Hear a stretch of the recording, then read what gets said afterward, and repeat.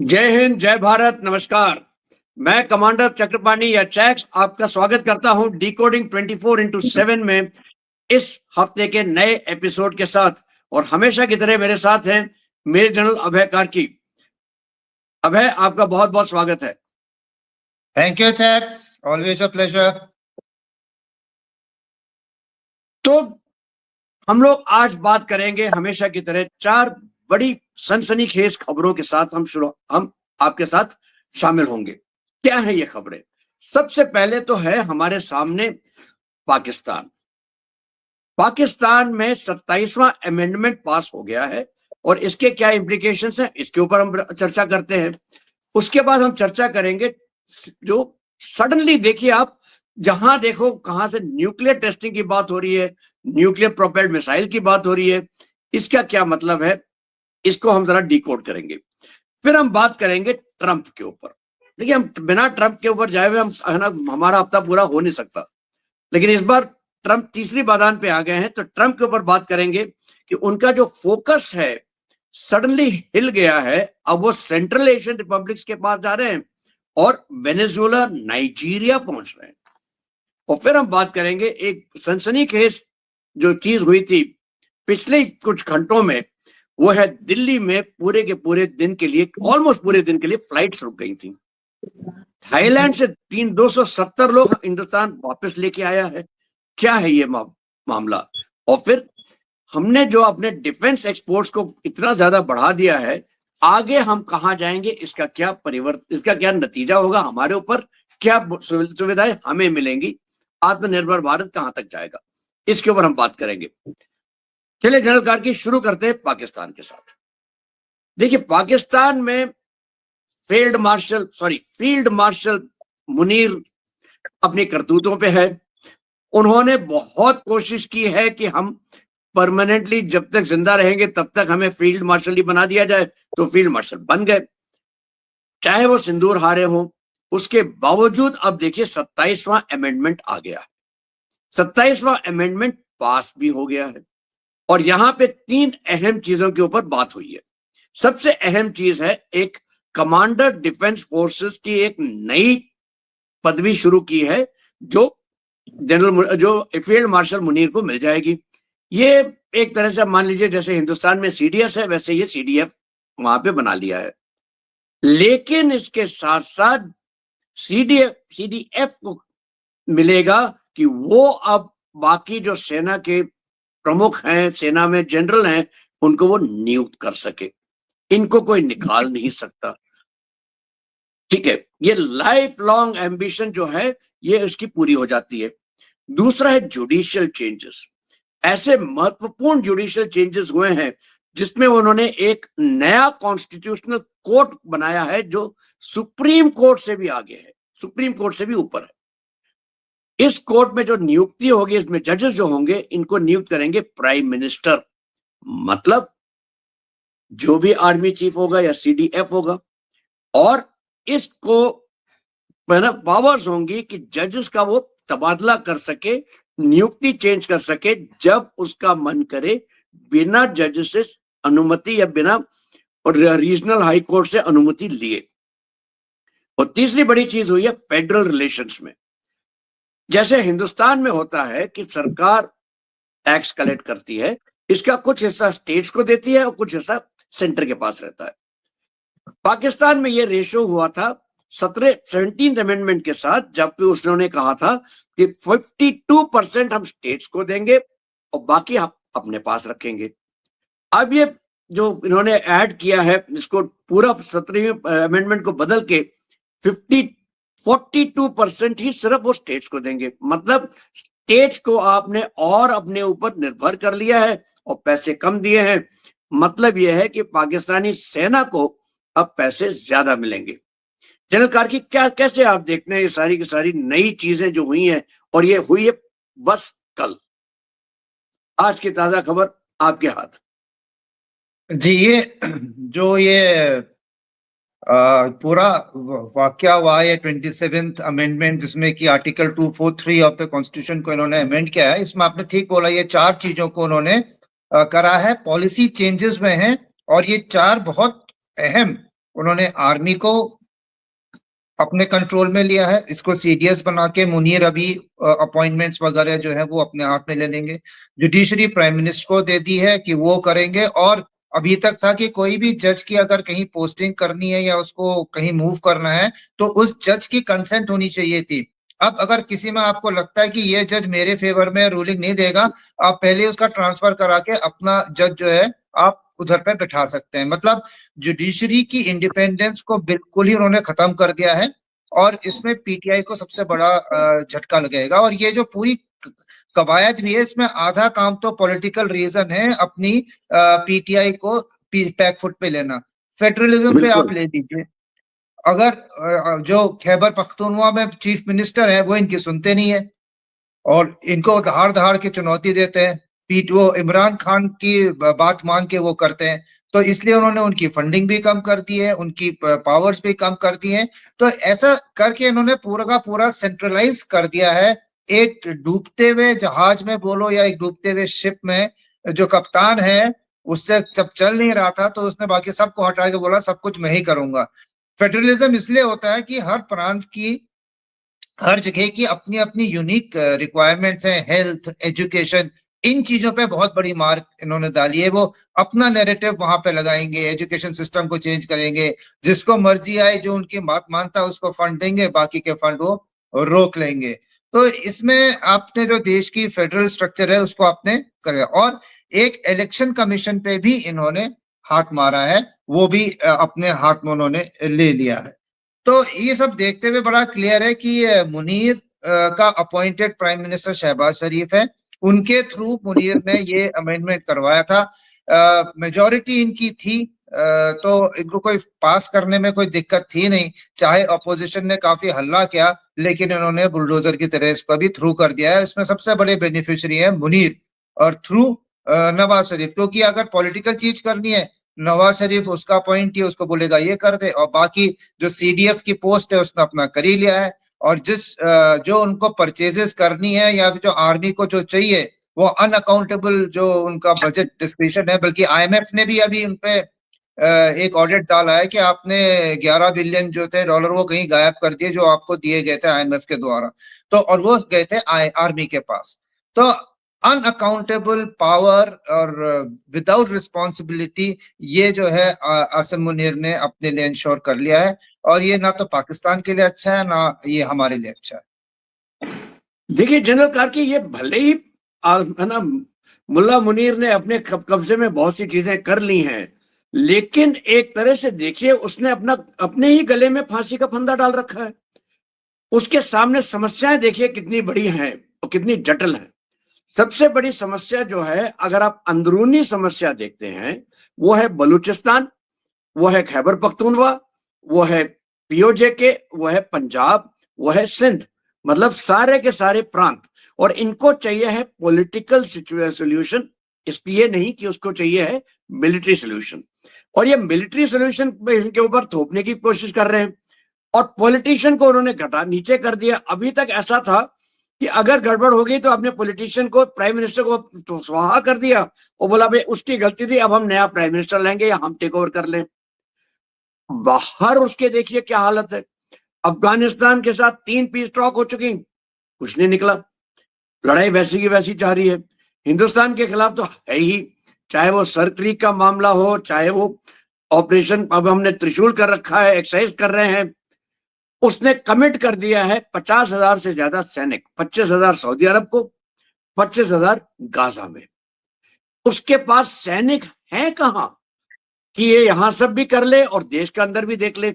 और अब क्योंकि वो ही एक तरह से प्रेसिडेंट बन गया है, वही करता धरता बन गया है, तो क्या नहीं लगता कि उसने फंदा अपने गले में डाल रखा है? जी, अगर मैं जिस नजर से देखता हूं उसमें यह है कि उन्होंने अभी और पावर अपने पास ले ली है, लेकिन जो अगर गड़बड़ होती है उसका अगर बकीरा किसी सर पे पड़ना है, वो अभी भी प्राइम मिनिस्टर को उन्होंने बरकरार रखा हुआ है। तो ब्लेम शिफ्टिंग अभी भी सिविलियन गवर्नमेंट के सिर पे जाएगी। उन्होंने बड़े क्लेवरली अपने को डिक्टेटर बना लिया है, लेकिन मार्शल लॉ जैसी सिचुएशन ले आए हैं। लेकिन जो जूते पड़ने हैं बिजली के बिल, खाना नहीं मिल रहा है, मेडिकल ठीक नहीं है, रोड नहीं बन रही है, कहीं पे एग्जाम में चीटिंग, वो सब के लिए अभी भी सिविल एडमिनिस्ट्रेशन को उन्होंने बरकरार रखा है। ये बहुत इनकी ये पुरानी तकनीक है, और जो पुराने डिक्टेटर्स की उन्होंने हालत देखी है, तो ये अभी कभी भी खुद पावर अज्यूम नहीं करेंगे, पूरा कंट्रोल लेंगे, लेकिन जिम्मेवारी वो सिविलियन गवर्नमेंट की ही बोलेंगे। बिल्कुल, मतलब ये है कि डिक्टेटर वो, लेकिन कुछ गड़बड़ हो गया तो ढीकरा किसी और के सर के ऊपर फोड़ देंगे। चलते हैं, हम आगे बढ़ते हैं जनरल कार्की, न्यूक्लियर टेस्टिंग और न्यूक्लियर वाला हिस्से के ऊपर। देखिए, पहले जमाने में होता था कि हमने एक पहले न्यूक्लियर नॉन प्रोलिफिकेशन ट्रीटी बनाई, एनपीटी, फिर पार्शियल टेस्ट बैन ट्रीटी बन गई, उसके बाद आई सीटीबीटी। सीटीबीटी में आपने कहा कि भाई हम ना ये टेस्टिंग हम बंद कर देते हैं। हम टेस्टिंग अगर हम बंद कर देते हैं तो फिर जो हमारे पास पुराने हथियार हैं जिससे थे वैसे के वैसे ही रहेंगे। लेकिन ट्रंप ने सडनली इस बारूदी सुरंगी कह लीजिए आप एक तरह से, वहां पे दियसलाइक लगा दी, ये कहते हुए कि मैं अब टेस्टिंग शुरू करूंगा, क्योंकि पाकिस्तान टेस्ट कर रहा है, ईरान टेस्ट कर रहा है, नॉर्थ कोरिया कर रहा है, चीन कर रहा है, रशिया कर रहा है, तो मैं भी करूंगा। यहां तक कि मिनटमैन 3 मिसाइल का टेस्ट लॉन्च कर दिया, चाहे वो भले ही डमी मिसाइल थी, उसके अंदर वॉरेट नहीं था। दूसरी तरफ आप देखिए, रशिया ने न्यूक्लियर प्रोपेल्ड मिसाइल और न्यूक्लियर प्रोपेल्ड टॉर्पेडो की टेस्टिंग की है, और उन्हें साबित कर दिया कि ये हम कर सकते हैं। चीन तो कर ही रहा है, ईरान व्याकुल है टेस्टिंग करने के लिए ताकि वो दिखा सके कि मैं कुछ कर सकता हूं। पाकिस्तान को एक बहाना चाहिए। क्या ये नहीं लगता कि हम एक तरीके से एक और आर्म्स रेस की तरफ दौड़ते हुए चल रहे हैं, और ये हमने अपने आप अपने को वो ना मार लिया है, कहने के लिए कि देखिए आप हम ही आप बैल मुझे मार कर वो कहानी हम कर रहे हैं कि टेस्टिंग शुरू करेंगे, टेस्टिंग करेंगे तो आगे चल के आर्म्स रेस होगी, तो प्रोलिफरेशन और होगा, प्रोलिफरेशन और होगा, तो विश्व जैसा हम जानते हैं वैसा नहीं रहेगा। आपको क्या लगता है? जी, मेरा जो विचार है थोड़ा अलग है। मेरे को लगता है कि जो फेलियर्स हैं ट्रंप के, मल्टीपल फेलियर्स, बाहर भी ट्रेड वॉर्स के चक्कर में, और अंदर जो उसके डोमेस्टिक वहां पे रिसेशन, जॉब लॉसेस हो रहे हैं, और उसका मागा कॉन्स्टिट्यूंसी उससे नाराज है, तो वो थोड़ा दिमाग भटकाने के लिए वो नई नई चीजें ढूंढ रहा है। कभी वो वेनेजुएला पे अपने बॉम्बिंग कर देगा, कभी इधर कर देगा, और अभी उसने बिना बात में ये एक श्रुति छोड़ दी है कि दुनिया में सब टेस्टिंग कर रहे हैं, मैं भी करूंगा। और उसमें उसने पाकिस्तान को भी शामिल कर लिया है। जब उससे पूछा गया तो कहता है नहीं नहीं वो कर रहे हैं, डीप डाउन कर रहे हैं, डीप डाउन कर रहे हैं। वैसे ये हो भी सकता है, क्योंकि कुछ एक महीने पहले वो रिपोर्ट आई थी कि लो इंटेंसिटी अर्थक्वेक का पाकिस्तान के अंदर जो आए थे, सिस्मिक रिकॉर्डिंग्स भी थी। हो सकता है कोई टैक्टिकल न्यूक्लियर वेपन का डीप अंडरग्राउंड वो टेस्ट करा हो या ना करा हो, या फिर जो हम कह रहे थे कि उसके किराना हिल्स के सेकेंडरी एक्सप्लोजन्स हो रहे हैं, तो करेक्ट। ये भी हो सकता है कि टेस्टिंग की हो। दूसरा उसने बोला कोरिया, कोरिया तो करता ही है। चाइना के लिए वो कहता है लोपनोर में उसने कुछ ऐसी तैयारियां की हैं कि उसमें हो रहा है। इसी के चक्कर में रशिया ने भी बोल दिया है कि हमने नेवादा के अमेरिका के टेस्टिंग सेंटर में देखा है, बहुत ज्यादा हरकत हो रही है वहां पे, टनल खुद रही है और गाड़ियां बाहर आ रही है। तो ये सब को लेते हुए एक, अगर आप देखें अभी दुनिया में जो अभी चर्चा हो रही है, वो कॉम्प्रिहेंसिव टेस्ट बैन ट्रीटी और एनपीटी पे पूरी चर्चा चली गई है। जो इनकी नाकामियां है ट्रंप की, वो थोड़े पीछे को हट के हो रही है। अभी वो सुप्रीम कोर्ट में उनकी हियरिंग का जो टैरिफ पे है, उससे भी वो दिमाग दुनिया का हटाना चाहते हैं। नहीं तो एकदम से ऐसी बेबुनियाद या कहीं से पकड़ के आप एक इशू को ले आए।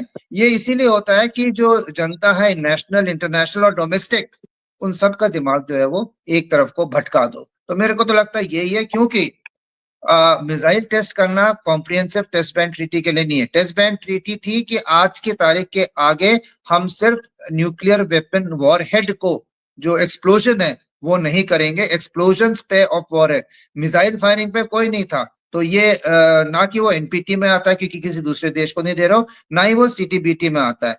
तो ये सब एक थिएटर, एक ड्रामा चल रहा है कि दुनिया का दिमाग हट जाए, होना वही है। आजकल कंप्यूटर्स इतने एडवांस्ड हैं कि अपने जो आपके सिमुलेटेड रिजल्ट्स हैं आपको पता लग जाते हैं, और एक तो किसी ने टेस्ट कर भी दिया, इससे मेरे को नहीं लगता कि कोई मिनिएचर बॉम्ब्स वगैरह, उससे आर्म्स रेस दोबारा शुरू होगी। लेकिन पुतिन ने एक वार्निंग उनको दे दी है, दुनिया का दिमाग अभी भटक गया है, तो अब वो ट्रम्प को थोड़ा सा टाइम मिल गया है। जनरल कार्की, मुझे इसमें हल्का सा अलग दृष्टिकोण है मेरा।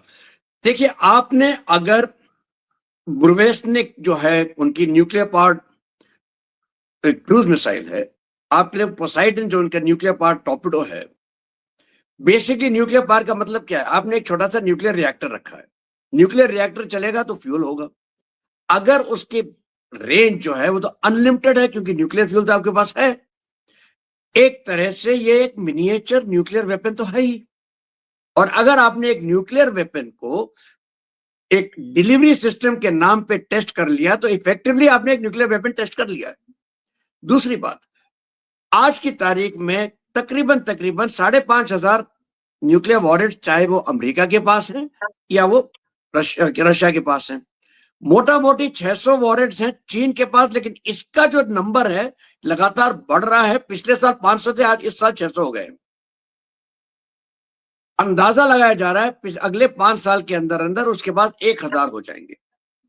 फिर इस आते हैं बाकी देश, यूके, फ्रांस, जिनके पास 200 सवा 200 है। फिर है हम 170 के आसपास, और पाकिस्तान के बराबरी में।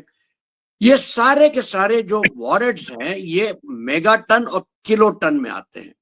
मतलब ये एक्चुअली ये कभी इस्तेमाल आप नहीं करेंगे, क्योंकि बहुत बड़े हैं, बहुत ध्वस्त, बहुत घातक है, बहुत ज्यादा तबाही पैदा करेंगे।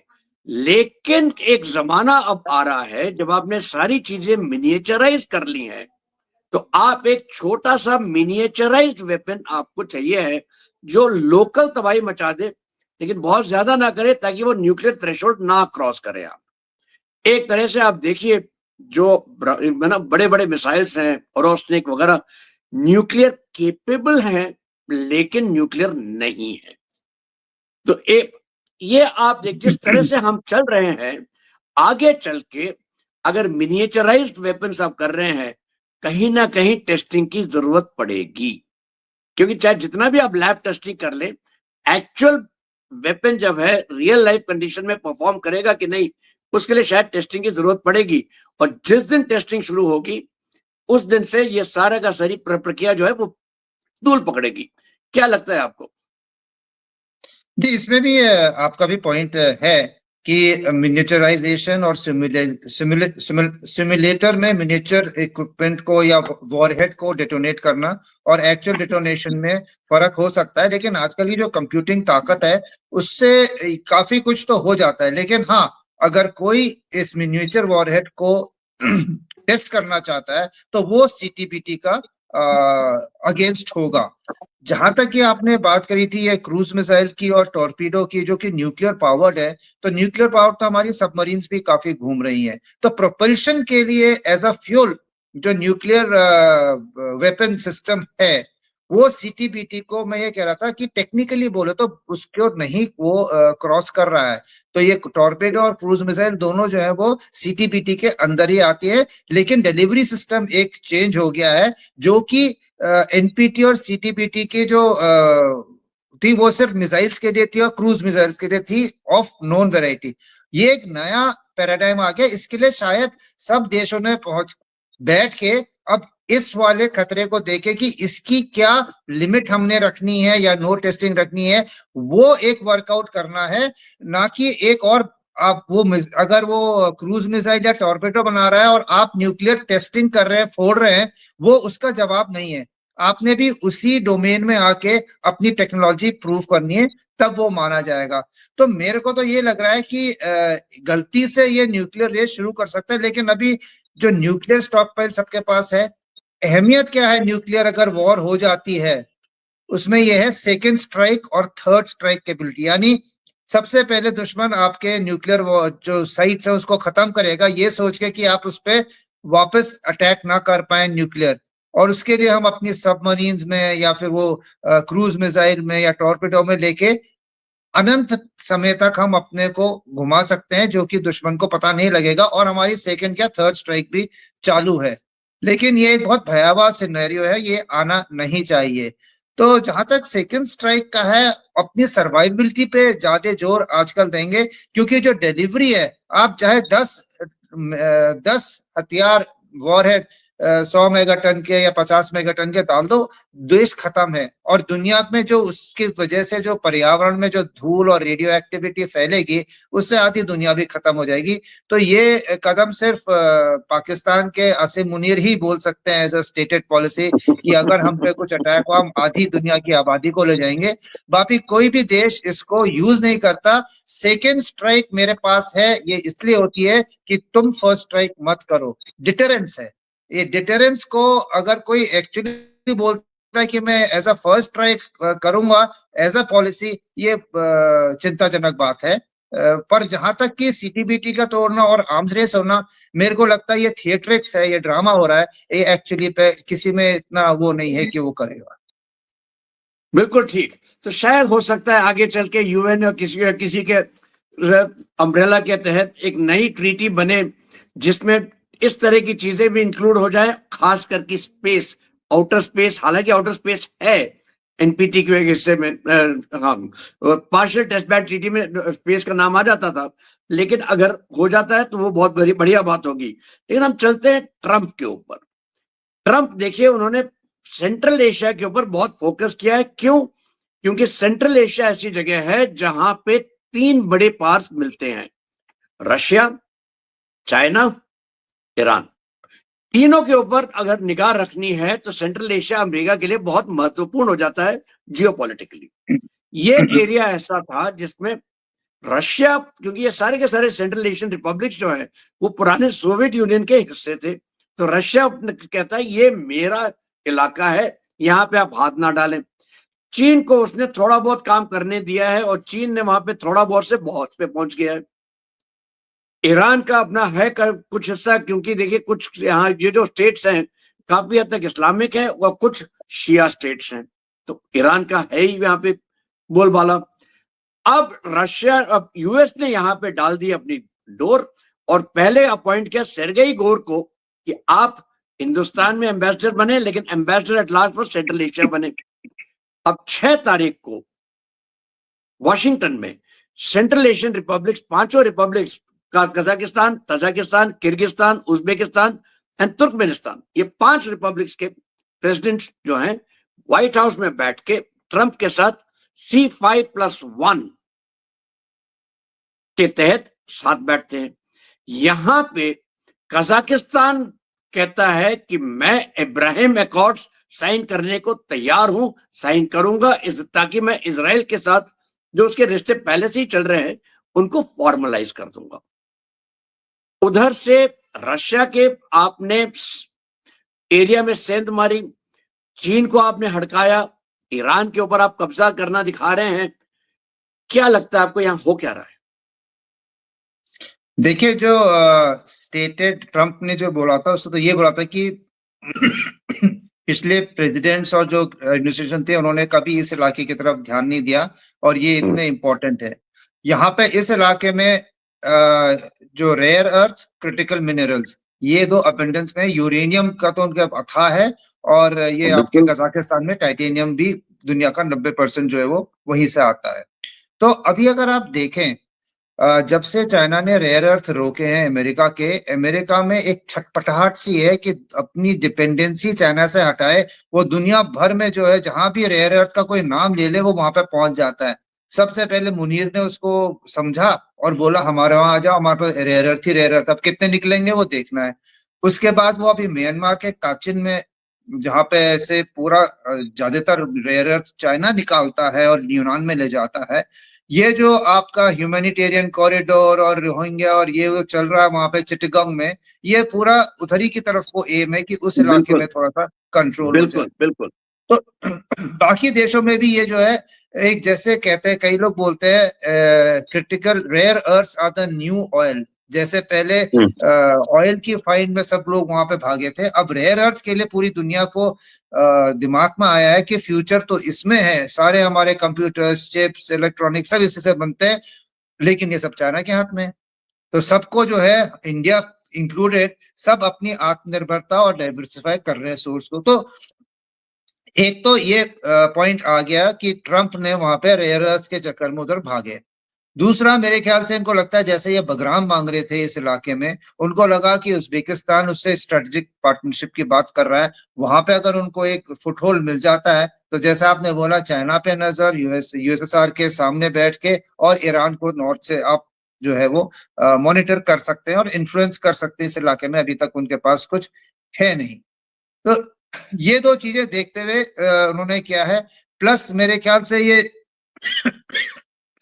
अब्राहम अकॉर्ड और ये जो है, ये दिखाना चाह रहे हैं कि अब ये एक सेंट्रल एशियन स्टेट जो कि रशिया के इन्फ्लुएंस में थी, और चाइना का ये बीआरआई कॉरिडोर, बीआरआई वहां से जा रहा था, और जहां पे वो ट्रेड रूट बना के अपना इकोनॉमिक इन्फ्लुएंस कर रहे थे, ये उनको इकोनॉमिक एक्टिविटी में उनको ग्रांट दे के एग्रीकल्चर, माइनिंग वगैरह में अमेरिका चाइना को जो उसका बढ़त है उसको चैलेंज कर रहा है, उसको स्टॉप करने की कोशिश कर रहा है।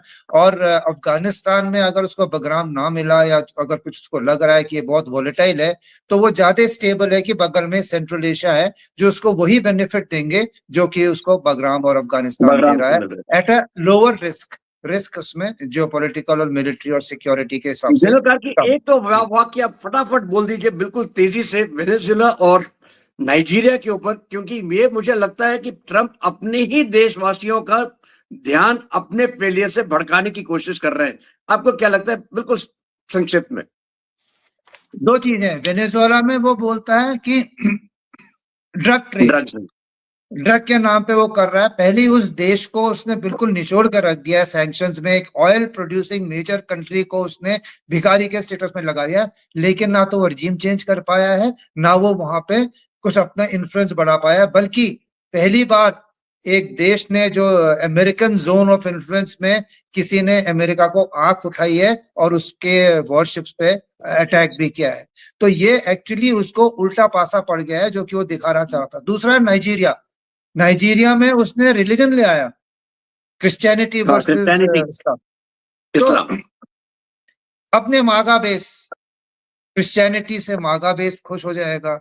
फेंटेनाइल के नाम पे वो कहता था ड्रग्स आते हैं यूएस में, ये आते हैं, यहाँ से आते हैं, मैं सारे ड्रग कार्टल्स को खत्म करूंगा, इसलिए वेनेजुएला है। और ये सब चीजें वो इसलिए कर रहा है मेरे ख्याल से कि उसके जो इंटरनल अनरेस्ट हो रहा है और उसकी जो पॉपुलैरिटी रेटिंग गिर रही है, वो उसको बचाने के चक्कर में ये कभी न्यूक्लियर टेस्ट की बात करेगा। अमेरिका जो है एक गन टोटिंग कंट्री है, न्यूक्लियर टेस्ट करना मतलब ताकत अपनी दिखाना है, तो वो भी मागा को पसंद है। क्रिश्चियन वैल्यूज, क्रिश्चियन को मैं बचाऊंगा नाइजीरिया में, वो भी मागा के लिए कर रहा है। और जो ड्रग्स का इतना बड़ा वहां पे अमेरिका में सब लोग बोलते हैं कि ड्रग्स आ रहे हैं, मैं रुकूंगा, इसका इलेक्शन प्रॉमिस था, वो वेनेजुएला के ऊपर थोप रहा है। तो ये इस परिप्रेक्ष्य में अगर देखें मेरे ख्याल से ठीक रहेगा। बिल्कुल सही। अब आखिर में चलते हैं हिंदुस्तान की तरफ। तीन बड़े बड़े हिस्से हैं जिनके ऊपर मैं संक्षिप्त में बात करना चाहता हूं। एक हिस्सा है दिल्ली। देखिए, पिछले 48 घंटे के अंदर तकरीबन 900 फ्लाइट्स कैंसिल या डिले हुई थी। पूरा का पूरा दिल्ली एयरपोर्ट ठप पड़ गया था काफी देर के लिए, और अभी धीरे धीरे वापस आ रहा है नॉर्मल सिचुएशन में। बताया जाता है कि एक टेक्निकल ग्लिच था जो उनका ऑटोमेटेड मैसेजिंग सिस्टम है, ऑटोमेटेड मैसेज स्विचिंग सिस्टम, उसमें जरा सी समस्या आई थी जिसकी वजह से ये सारा का सारा हो गया। लेकिन अगर आप गहराई से देखें, जो कि बात सरकार ना ही बोलेगी ना बोलना चाहिए उसको, तो लगता है कि भाई ऐसा हुआ ही क्यों? क्या ये मालवेयर इंट्रूशन था? और मालवेयर इंट्रूशन तो भैया बहुत कॉमन है। पिछले एक साल में भी अगर आप देखें, विश्व के रिपोर्ट्स अगर आप देखते हैं, 131% का इंक्रीज हुआ है 2022 से 2023 के बीच में, और ये सिलसिला और बढ़ता ही रहा है साल दर साल। तो मालवेयर तो कोई नई चीज नहीं है। जीपीएस ना स्पूफिंग भी हो सकती है, वो भी कोई नई चीज नहीं है। यहाँ तक कि उर्सुला वॉन डर लेyen का जहाज ही जीपीएस स्पूफिंग की वजह से बुडापेस्ट में उतर नहीं पाया था।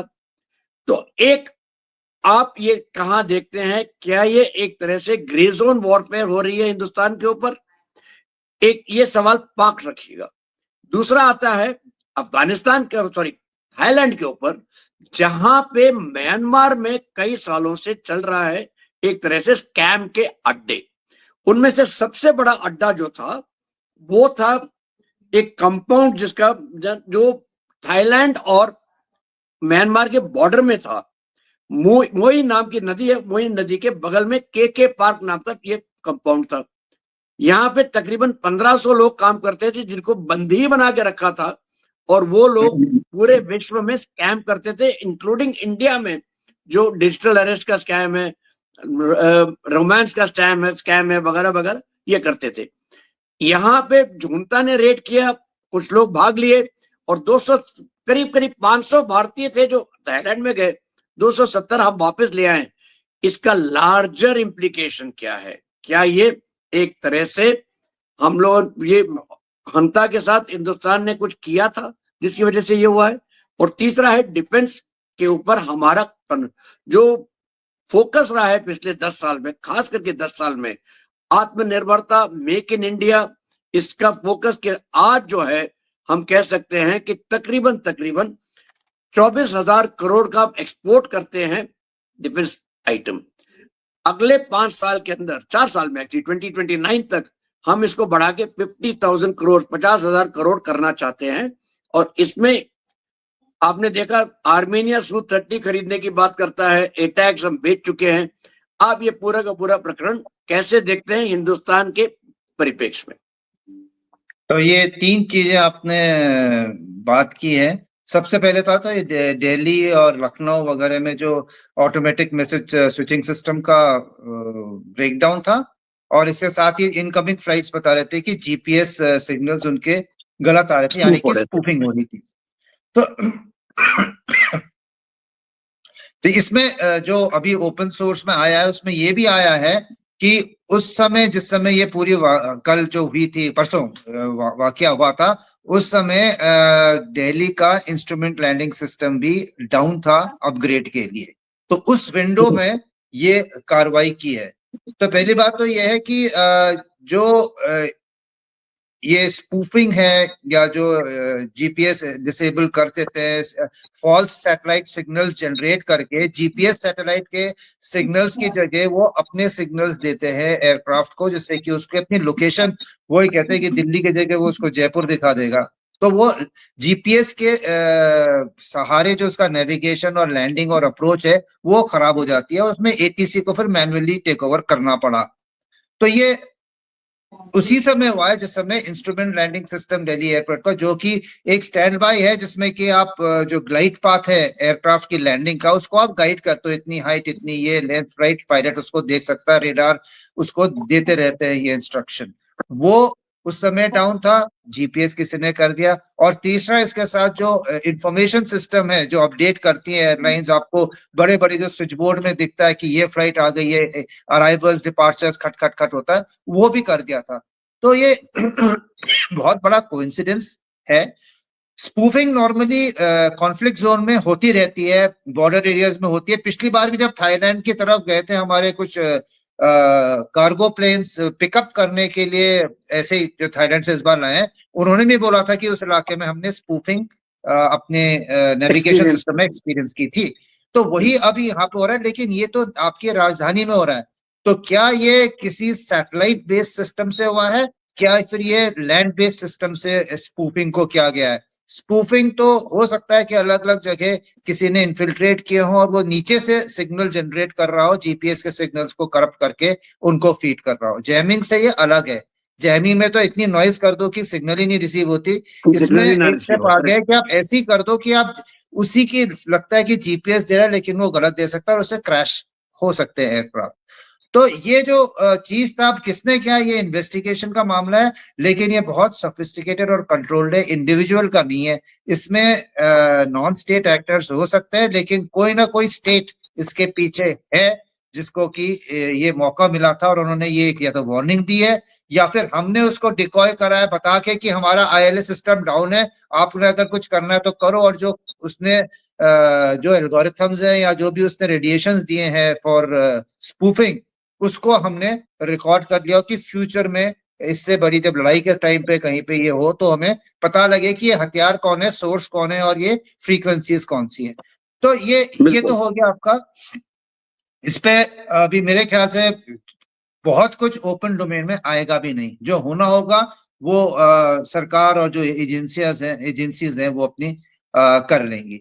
दूसरा आपने पॉइंट बताया था थाईलैंड में जो ये इलीगल कॉल सेंटर्स चलते हैं, स्कैमस्टर्स की बात हो रही थी। स्कैम्स करते, तो इसमें गए के लोग फंसते कैसे हैं? इनको कोई नौकरी का झांसा देके इंटरनेशनल उसका देके बेचारे जो छोटे मोटे शहर में या बड़े में भी जिनको एम्प्लॉयमेंट चाहिए और वो चाहते हैं कि मैं बाहर जाके कमाऊं, उनको ये लोग ल्योर कर देते हैं और उस ल्योरिंग में इनको बताते हैं कि आप थाईलैंड में आ जाइए टूरिस्ट वीजा लेके और आपको हम यहाँ से उठा लेंगे और आप यहाँ पे थाईलैंड में काम कर लीजिएगा। ये नहीं बताते कि उसके बाद आप किडनैप हो गए हैं और उनको वो थाईलैंड में रिसीव करते हैं, गाड़ी में डालते हैं, म्यांमार बॉर्डर में बॉर्डर गार्ड्स को पैसे दे के वो पार ले जा लेते हैं और कंबोडिया या इधर की तरफ से, और उसके बाद जो है उनका वो शोषण शुरू होता है। तो ये एक ट्रैप है और गवर्नमेंट ने भी बोला है कि ये अवेयरनेस बढ़ानी चाहिए कि अगर आपको कोई ऐसे इलीगल तौर से ल्योर कर रहा है फॉरेन में जॉब के लिए थाईलैंड और इस जगह, तो आप ना जाएं और ना ही ये डंकी रूट ले कि आप जा रहे हो टूरिस्ट वीजा पे और आपका मन है कि मैं वहां पे सर्विस कर लूं। तो ये आपका दूसरा है। और तीसरा जो आपने बताया कि हमारे डिफेंस प्रोडक्शन जो हुआ है, तो ये डिफेंस प्रोडक्शन तो हमारा आत्मनिर्भर भारत जो है और जो गवर्नमेंट का फोकस रहा है, इसमें उन्होंने कई कड़े स्टेप्स लिए। पहले क्या होता था? पहले सिर्फ PSUs, DRDO, government organisation, ordnance factory board, ये बिल्कुल फौज से अलग थे, अनअकाउंटेबल थे, फंड्स ले रहे थे, कहाँ जा रहे थे कुछ नहीं था। ना तो इनके पास विजन था, ना इनके पास लेबर यूनियंस को कंट्रोल करने की ताकत थी, ना इनमें कोई डिजायर थी, क्योंकि कोई पेनल्टी क्लॉज था ही नहीं। हमारे टैंक्स थे T-72 टैंक्स, उनकी बैरल फटती जाती थी फायरिंग के दौरान, कितनी कैजुअलिटीज हुई, इसके लिए कोई अकाउंटेबल नहीं, कोई वो नहीं होता था। तो उसके अलावा जब हमारे अगर कोई स्वदेशी सिस्टम आ रहा है, उसको एक फॉरेन लॉबी होती थी, जो ये वेंडर्स हैं इनके जो लॉबी करते हैं, वो ट्रायल्स को ही सेबोटाज कर देते थे। अगर आपके 4 सिस्टम चल रहे हैं जिसमें एक इंडियन सिस्टम है, 3 फॉरेन सिस्टम है और इंडियन सिस्टम अच्छा कर रहा है, तो उसका वो जो ट्रायल में कोई टेक्निकल ऐसा डाल देंगे। एक बार ऐसा हुआ था कि राजपथ के ऊपर एक फाइल मिली जिसमें पूरी ट्रायल रिपोर्ट लिखी हुई थी। तो इस कदर तक सेबोटाजिंग कर रहे थे कि भारत आत्मनिर्भर ना बने। अभी जो सरकार आई है, इन्होंने सीरियसली इन चीजों को लिया है। ऑर्डिनेंस फैक्ट्री बोर्ड को कॉर्पोरेटाइज करके 7 एंटिटीज में उन्होंने दिया है और हर एंटिटी को एक बजट है और उनको अपना प्रोडक्शन दिखाना है और बहुत सारे रूल्स दिए। जहां तक रिसर्च एंड डेवलपमेंट का और वो है, उसमें उन्होंने प्राइवेट एंटिटीज को भी लिया है। आईटेक्स नाम का एक उन्होंने सेल खोला हुआ है जिसमें कि जो भी इनोवेशन है डिफेंस का, उसको एक एक्सपो करते हैं, इनोवेशन डिफेंस एक्सपो, उसमें वो लाया जाता है। एकेडमिया, IITs वगैरह को, इंडस्ट्री को इनकॉर्पोरेट किया है R&D में, और कईयों को जो है फंडिंग की सपोर्ट भी मिलती है। स्टार्टअप्स, डिफेंस सेक्टर के स्टार्टअप सुना भी नहीं था। जब पहले की एक बात बताता हूँ, जब अपने ये आर्टिलरी अटैक्स बनाने वाले जो पूना में है company, Bharat forge, Bharat forge, Bharat forge, जब इन्होंने अटैक्स के लिए पहले अब गन बनाने की कोशिश की, इन्होंने जाके सरकार से और ऑर्डिनेंस से मेटलर्जी की रिक्वायरमेंट्स, उनके स्पेक्स मांगे थे, तो उन्होंने नहीं शेयर किया। फिर उन्होंने बोला कि हमको उसका एक कट सेक्शन दे दीजिए बैरल का, ताकि हम समझ सकें कि मेटलर्जी क्या है, वो भी नहीं दिया उनको। इवेंचुअली जाती कहाँ ये बैरल्स वगैरह कबाड़ी में, इन्होंने कबाड़ी से उतार के उसको रिवर्स इंजीनियर करके बनाई है पूरी गन। फिर उन्होंने फील्ड फायरिंग रेंजेस मांगी थी कि आप जहां फायरिंग करते हैं हमें फायरिंग करने दीजिए, तो वो बोलते हैं कि नहीं नहीं, ये तो आर्मी की आपको नहीं मिलेंगी, वो साउथ अफ्रीका जाके करे। एम्यूनिशन मांगा, नहीं दिया, साउथ अफ्रीका में जाके गया, रेंज टेबल साउथ अफ्रीका से बनाए, कितनी रेंज, कितनी एलिवेशन क्या है, और तब जाके इंडिया में आकर उन्होंने देखा कि हमारी गन है, तो उनको कोई खास महत्व नहीं दिया गया, क्योंकि ये लॉबी जो थी और ब्यूरोक्रेसी है उनको ऊपर नहीं आने दे रही थी। आज की तारीख में वही गवर्नमेंट सपोर्ट कर रही है कि आप ये लेके आ सकते हो तो लाओ, हम इसको इवेलुएट करेंगे, आपको हम इतने ऑर्डर देते हैं। और इसके साथ इस सरकार ने ये भी किया, पहले हम नेट वेपन इंपोर्टर होते थे, तो हमारे जो डिफेंस अटैचे होते थे, यूएसएसआर में एक बड़ी टीम होती थी आर्मी नेवी एयरफोर्स की, यूएसए में, फ्रांस, जहां जहां से हमारा हथियार आते थे, वो हम वहां पे उतनी बड़ी डिफेंस अटैचीज की टीम रखते थे। आज से 7 साल पहले गवर्नमेंट का डायरेक्टिव आ गया था, डिफेंस सोसाइटी टीम्स यहाँ से कम कीजिए, साउथ अफ्रीका, लैटिन अमेरिका, जो हमारे प्रोस्पेक्टिव बायर्स हैं, जब हम बनाना उनके शुरू पास करेंगे, भेजिए, बिल्कुल। वहां पे जाके ये लोग जो है वहां के डीएस से वहां गवर्नमेंट्स को बताएंगे कि इंडिया की कैपेबिलिटी क्या है, और डील्स थ्रू करेंगे। और वो डील्स आज थ्रू हो रही है, चाहे वो तेजस का हो, चाहे अटैक्स का हो, चाहे ब्रह्मोस 800 का हो, ये सारी डील्स जो जा रही है इसलिए जा रही है कि उन देशों में, जो कि अफ्रीका में, लैटिन अमेरिका में, जो अब हमसे हथियार खरीद रहे हैं, ये ग्राउंड वर्क 5-6 साल से हमारे ऑफिसर्स जो डीए वहां जाके कर रहे हैं, जो कि उनको बता रहे हैं कि आप आइए इंडिया के डिफेंस एक्सपो में आइए, ये देखिए आपको क्या चाहिए, हम फिर वो मैसेज देते हैं, इस कंट्री में इस चीज की कमी है, इनको ऐसी चीज चाहिए, तो वो यहाँ से डेवलप होकर जा रही है। तो ये एक बहुत बड़ा विजन है जो आज हम देख रहे हैं, जो 10 साल पहले जिसकी नींव रखी गई थी, वो अब फ्रक्टिफाई हुआ है, और अब इसकी ट्रेजेक्ट्री ऐसी है कि रनवे पे हवाई जहाज चल गया है, अब वो दौड़ के टेक ऑफ करने वाला है। 1.5 थाउजेंड करोड़ का जो लाख करोड़, इस बार 1.5 लाख करोड़ का जो एक्सपो ये डिफेंस प्रोडक्शन हुआ है, अगले साल और ज्यादा होगा। और 2019 के जो डिफेंस प्रोडक्शन था, उससे 90% ज्यादा डिफेंस प्रोडक्शन पिछले साल हुआ है। तो आप समझ सकते हैं किस हिसाब से, किस स्पीड से ये इम्प्लीमेंटेशन बिल्कुल मेक बढ़ता इन जा इंडिया रहा के तहत हो रहा है। है। एब्सोल्युटली।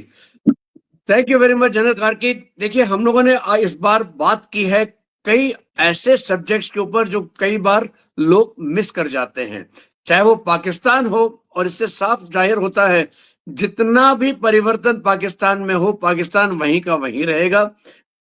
चाहे वो जो भी नाना डिक्टेटर का नाम हो, अभी लेटेस्ट नाम हो जाएगा आसिफ मुनीर का, लेकिन उसके लिए हमेशा एक सिविलियन गवर्नमेंट होगी जिसके ऊपर वो सारा का सारा ढीकरा पोड़ सके, चाहे वो किसी भी नाम से कहलाए।